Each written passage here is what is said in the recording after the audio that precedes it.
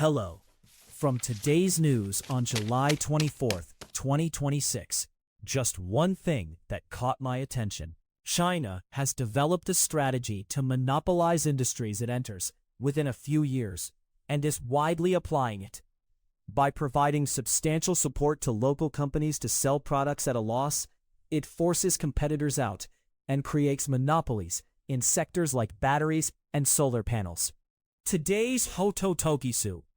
It's truly frightening to consider this from the perspective of those affected.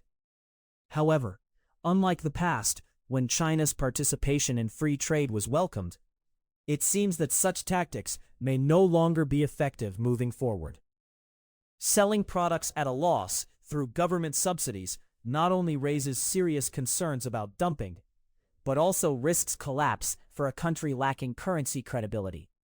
We need to keep a close eye on whether the world will continue to tolerate these methods. Until next time, see you in the next story.